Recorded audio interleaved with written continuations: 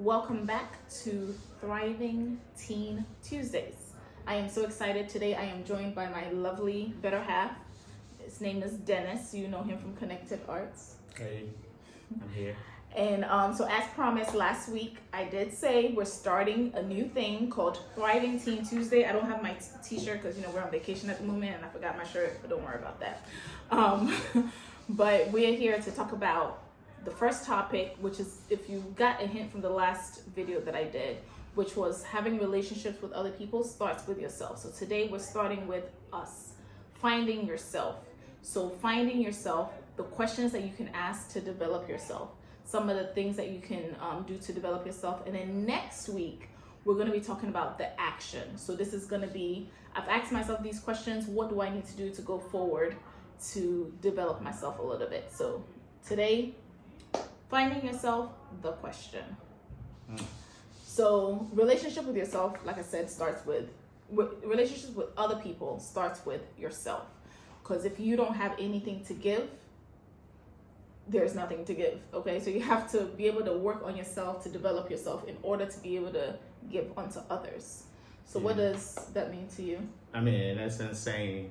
You gotta love yourself in order to show love to somebody else. Exactly. If you don't know what love is, you really can't give it to somebody else because you don't understand. You don't know what you're giving. Yeah. So it's a key component of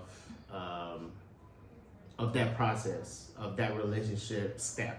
And it doesn't matter who that relationship is with. It doesn't matter who you're dealing with or working with. It all comes down to the same situation. Yeah. Do you love yourself? Do you love who you are? Do you know and understand the value that you possess?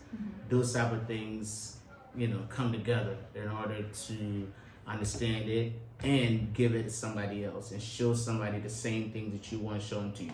So, the word goes, do unto others As you want them to do unto you. Yep. So as we go through the questions, if you have a pen and paper, jot them down. We will also have them up so that you can, go back, watch this a couple of times. And this is a working exercise. We're doing homework, active homework, but this is nice homework. It shouldn't be too terrible. But as we're doing the questions, be honest with yourself. This is not about anybody else. This is not about me, about anybody else, your neighbor, your best friend, your mom, your dad, whomever. The answer should be based on you and you alone. It shouldn't be influenced by anybody else. So this is a soul searching moment that we're going to be going through, and you're going to ask your questions. You can do it in private. The answers, all of that is going to be private. This is between you and yourself. So you don't need to be shy, right? It's just you. It's an independent self-assessment. We don't need exactly. to know. We don't need to know the answer. If you have a question or something, sure, drop it in the comments. However, this is we're just giving you the tools to implement. Okay. Yeah. So the first thing is, why do you need to know yourself? This is not a question you need to write down, but why are we sitting here saying you need to know yourself? Yeah. Why do you need to know who Dennis is? It's very important. In all things, like somebody would say, you need to understand the rules of engagement. If you don't understand the rules of engagement, you cannot engage. You cannot, and I'm not talking about engagement as in married or engagement. I'm talking about engagement as an involvement with anything. If you don't understand the rules of any game, you cannot play it. True. So that's what it comes down to. Do you know who you are as a person? I'm Dennis. Do I know who I am? If I understand who I am, I don't need anybody to tell me this is who you are. Yeah. You understand what I'm saying? Like you need to know and stand firm in your truth. Exactly. Like who am I? Yes, you know your name. I mean, it begins from there. What's your name? You know what your name is, right? If somebody's addressing you and they cannot mention you or address you by your name, that's a problem. Correct. They need to know who you are. Yes. How do you identify yourself? What are some of the traits that you possess, like the things that make you who you are? And I'll twist it up a bit and say, connected to the Bible, like who are you as a child of God? You know you're the child of God, right? If you know you're the child of God, then the word is basically giving you a strength to understand that, with God all things are possible, and you know that, and you know He's there for you, right? So if you know who you are, and if you don't know, it's okay. You got to find a way to figure out the things that make you who you are. You know, as and an these individual. are some of the questions you can ask. Yes. So question 1 is, what are your values? You're going to write this down. What are your values? And you're going to list what are your values. So is it honesty? Like for me, my favorite thing about Dennis is him being giving and trustworthy and honest. So those are some values that I love about Dennis. So therefore, those are some values that I love about people and for myself. Dennis, can you give us a definition of a value, please? I mean, I don't know if I want to give a definition, but the raw meaning of what it is. Basically beliefs, your beliefs, the things, your beliefs, your individual beliefs that drives your behavior. As simple as that. So the things that you believe in tend to drive your actions. They tend to drive the, you know, your character as a person, your attitude. You know, when you believe in something so great, or if you're a positive person, then your behavior is going to reflect nothing but positivity. Right. But if you're a pessimist person, if you have pessimistic qualities, values, then your actions are going to be that of a pessimist. Right. You know, so then you're more likely to form a pessimist club. A club, a whole club. Yeah, and then behave well, that actually, way. you know what? It's true, because you do attract what you like is what you attract, or what you give out is what you attract. So yeah, you'll be starting a whole club. Yeah, if Not you a don't positive believe in club. something, it's so hard to behave In that manner. Sure. No matter what you do, your true self will reflect in it. Yes. And that is what comes down to. So what are some of the traits in other people that you like? So as you see this person, you like this person because they're trustworthy, they're reliable. Are those some traits that you aspire to have, or are these traits that you don't like? Because you can also have traits that you don't like. Yeah. So that's definitely one of the main things that we need to figure out. What are your values? The next thing that I would say would be, what is the vision for your life beyond your career? I feel like everybody always says, who do you want to be when you grow up? What do you want to do when you grow up? And in our mind, that's it. We're done. Oh, I want to be, I don't know, give me a beautician.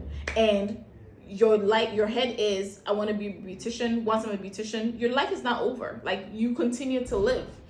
And then what if you don't become a beautician? So what is your vision for your life? Are you interested in only career goals? Are you interested in family? Are you interested in, what are you interested in beyond a career? So if you had to give yourself a vision for the next 5 years, 10 years, 15 years, what does that life look like? Because if you don't have a goal, it's very hard to have a place to go where you can say, I'm on track or I'm not on track. So setting a goal is very, very important. So number 2, or is it number 2? We're number 2? Well, we're going to do a whole different set about goal setting. Yes. And we're going to run through, how to set a goal and stuff smart like that. goal. Yes. We're going to talk about that and help folks, especially, teenagers, figure out or set personal goals for them, both short term and long term. And then stick it somewhere in their room, somewhere where they may find vision boards inspiration. are a thing. Something to motivate you to continue to go. You have a plan, and you follow the plan to T, and trust all things will work perfectly well. Exactly. Once you follow that plan. So vision for your life beyond a career. So you're not writing down what job you want to do. You're writing down, what does your life look like in 5 years, 10 years, 15 years. So that's the ask. That will include those values. That will factor Exactly. in the values, your core beliefs, basically your things that you love doing, your passion. Passion comes into play. When you're done working, what do you want to do? Yes. You want to touch somebody. You want to touch the community. You want to affect the community in a positive way. So we have to take a 5-second break. The next part that we are on is, what are you good at and what are you not so good at? So you're going to do a T-chart of the good on one side, and we're not going to say bad, because bad is so negative. So we're going to say not so great at, because at the end of the day you can work on it to make it good. So what are you good at? And on this side, what are you not so good at? So you're gonna list out different things. Are you good at cooking? Are you good at cleaning? Are you good at talking to people? Are you good at inspiring people? Are you not so great at like musical stuff? So don't mean to cut you off, Mm-hmm. but I feel it's not about. I don't want to use the word good. What are you? What do you find joy doing? Okay. Or watching or seeing? Your interest, that type of stuff. So, for instance, you love cooking. It might be a talent that is hidden you don't even know about. The things that interest you, those type of things. But you can also be good at something, but you're not interested in it, and that's something that you can harness. Right. Or you might like it, but you're not good at it. So then you're gonna work on it to be good at it. Yeah. And then be great. So maybe do 3. Yeah. Interest, good, not so great. Okay, that works. There you go. 3. Yeah, because there are times you find yourself like singing a lot. You might actually have a talent or a gift, and you don't know that all the singing that you've been doing in the bathroom it's actually pretty good. Yeah. And sometimes it's not so good. So you want to put that down. You might like to run. You want to be an athlete. You don't know. Maybe you might want to be a footballer. Exactly. Like my nephew over here with the football in the background. And the things that you might not you might not have interest in it. Those are the things you want to write down. Yeah. But there are things that like you kind of like but might not like, or maybe your family or friends want you to engage in, and you realize you don't really like it. You can write those down on the other side. Yeah. Yep. And this is not a parents column. So this is not what do your parents think you're good at, or what do your parents want you to be interested in. This is what you are genuinely interested in and what you genuinely like. And then next question is, what are your healthy and unhealthy coping mechanisms? So if you're stressed, are you the type of person where you pull the covers over your head and you're really down and you're beating yourself up? Or are you, when you're stressed, like me, when I'm stressed, I like to clean. Are you stressed and you clean? Or when you're happy, how do you cope with these different, different things that happen in our lives? So what are your healthy and unhealthy coping mechanisms? Yeah, that's a good one. So with that, I mean, some folks will find themselves doing all kinds of things or harmful things to themselves when they're stressed, just because they feel their life is so hard at them or somebody's so hard at them. They find themselves back into the corner and can, swing back out. So they find other things to try to get out of that situation. And that's not a thing that we want. So, we try to work against it. Now, those things. The things that is, just because you're stressed, now you're staying away from family. You're stressed, you're staying away from friends. You're stressed, you're staying away from work. Those type of things are not healthy. Those are the ones we want you to list. Especially. Now, the ones that you do and find yourself kind of like resetting back to reality or resetting back to where you ought to be are the key ones as well that you want to list. So some of those will be what? Self-care?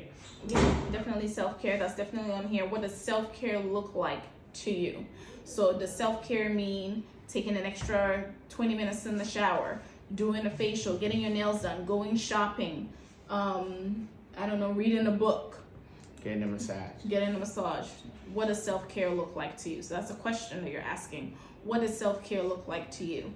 Because this leads into the next question is, do you struggle with being alone? If you were in the house or somewhere, it doesn't have to be a house, but if you were somewhere for an hour by yourself, no phone, no electronic, no nothing, it's just you by yourself for 1 hour, how do you feel like, or how have you dealt with that situation?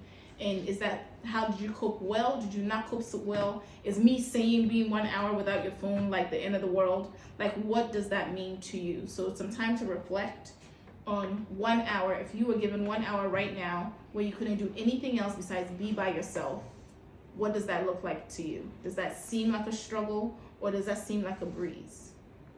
I don't know. Could you go an hour without your phone? I can, yes. Has it happened before? Yes, it's happened. obviously, sometimes certain situations, may make you feel a certain way because you're not used to doing it. It doesn't mean you can't do it. Right. But, sometimes it's good to stay away from certain situations that may bring you more stress, certain situations that may affect the things that you have planned for the day. Those type of things, you want to pay attention to.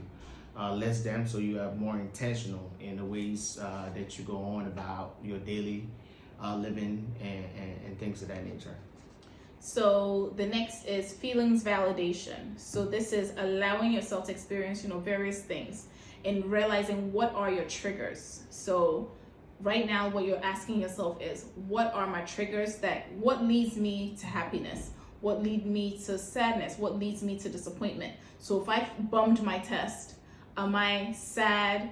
Am I indifferent? Like what are your triggers? And in those triggers, when you're sad, what are you doing about being sad? When you're happy, what are you doing about being happy? How can you foster a positive environment? So understanding your triggers, what are your triggers, leads to you understanding your feelings and being deeper and intentional with yourself. And also recognizing that it's okay to feel sad. It's okay to feel indifferent. It's okay to realize that I don't even know how I feel right now. That's all okay. However, you just have to be in tune with yourself. Find yourself. Yeah. That's exactly what we're talking about. Once you find yourself, you realize that these triggers are things that you can handle. Mm-hmm. So go or key to what we're doing, finding yourself. Yeah. And once you discover and find yourself and your true self, and work towards it. Yep. That's when you would know, okay, well, this was a trigger. This is a trigger. Mm-hmm. How do I handle it? How do I go about it in order to be, to be that person, that self? So it's very important, to try to list those. Yeah, definitely.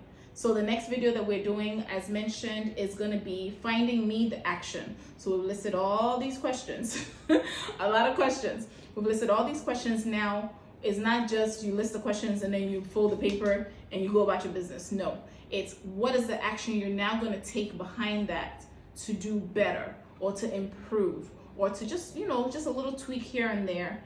So the next one will be finding me the action. So that'll be the next video that will be dropping next Tuesday. So make sure you're back.